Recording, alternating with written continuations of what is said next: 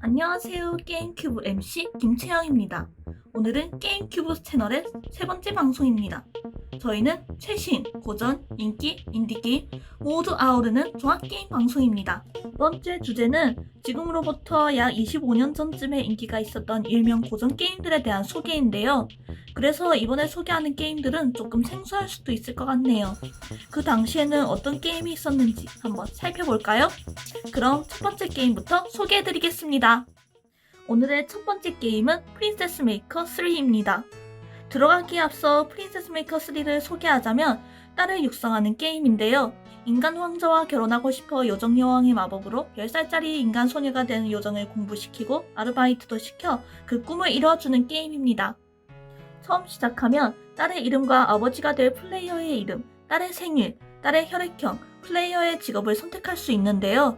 딸의 생일과 혈액형에 따라 매달마다 올라가는 능력치가 달라지고 플레이어의 직업에 따라 초기 능력치가 달라지니 신중하게 선택해야 합니다. 기본적으로 돈을 내서 공부를 시키고 아르바이트를 보내 돈을 벌면서 딸을 육성합니다. 수업과 아르바이트마다 올라가거나 느려가는 능력치가 각각 다르니 일정을 잘 선택해야겠죠? 그렇다고 공부랑 아르바이트만 시키면 스트레스가 쌓여 결국 병에 걸리고 합니다. 그러니 스트레스를 풀어주기 위해 중간에 바캉스나 자유행동을 일정에 넣어 스트레스 능력치를 제때 떨어뜨려야 합니다. 능력치에 따라 딸이 불량해지거나 오만해지기도 하는데요. 딸의 상태에 따라 어떤 아르바이트는 착할 때보다 잘해내기도 해 돈을 많이 벌게 되기 때문에 무조건 나쁜 것이 아니니 걱정하지 않으셔도 됩니다. 어떻게 딸을 키우느냐에 따라 엔딩이 달라지는 것이 특징인데요. 그녀의 소원대로 인간 왕자와 결혼시킬 수도 있고 고위직에 오르게 할 수도 있습니다.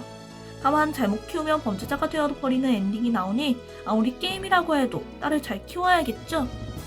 프린세스 메이커는 1이 1991년, 2가 1993년, 오늘 소개한 3가 1997년, 4가 2005년, 5가 2007년에 발매되어 이렇게 총 5까지 나왔으며 4를 제외한 모든 시리즈는 현재 스팀에서 구매해서 플레이하실 수 있습니다. 이 중 3가 가장 난이도가 낮아 3를 강력히 추천드립니다. 그러면 두 번째 게임으로 넘어가 볼까요? 방금 소개한 프린세스 메이커가 능력치의 상승과 하락에 신경 써야 하기 때문에 복잡한 게임을 싫어하시는 분들에게는 맞지 않는 게임입니다.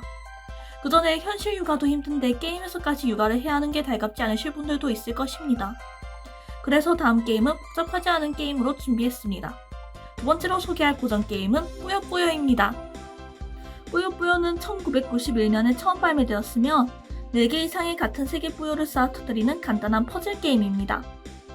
뿌요를 터뜨리면 그 위에 뿌요가 밑으로 내려오는데 만약 내려온 뿌요가 터지는 조건을 만족한다면 계속해서 터지는데 이걸 연쇄라고 합니다.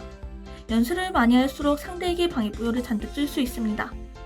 이 방해 뿌요는 플레이어한테도 떨어지는데 방해 뿌요는 연쇄를 해서 없앨 수 있습니다.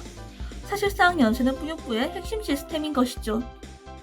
뿌요뿌요는 간단한 퍼즐 게임이지만 퍼즐 게임답지 않게 세계관이 크고 등장 캐릭터가 많은 편입니다. 그러니 퍼즐뿐만 아니라 세계관에도 관심을 가지면 재미가 2배가 될 거예요. 퍼즐 게임 주제에 왜 이렇게 세계관이 크냐고 생각하실 수 있는데요. 뿌요뿌요가 이렇게 된 이유는 따로 있습니다. 사실 뿌요뿌요는 RPG 게임이 마도무로 시리즈에서 떨어져 나온 스핀오프 게임입니다. 하지만 뿌요뿌요가 마도무로보다 더 인기를 끌어 이 사실을 모르는 사람들이 많습니다. 뿌요뿌요는 당시 우리나라와 일본에서 히트를 쳤는데요. 특히 일본에서는 지금까지도 인기가 건재해 초기작 출시 연도로부터 22년이 지난 2013년에 발매된 모바일 버전 뿌요뿌요 캐스트는 본토인 일본에서 서비스를 시작한 지 10일 만에 100만 다운로드를 달성하기도 했습니다. 아무리 뿌요뿌요 캐스트가 최신 시스템과 그래픽으로 나온 신작이라지만 고전 게임이 현재까지 이렇게까지 사랑받다니 정말 신기하네요. 그만큼 재미있다는 뜻이겠죠? 지금에도 재미를 느낄 수 있다는 뜻이기도 하고요. 최근에는 아예 e스포츠 종목으로 채택되기까지 했습니다.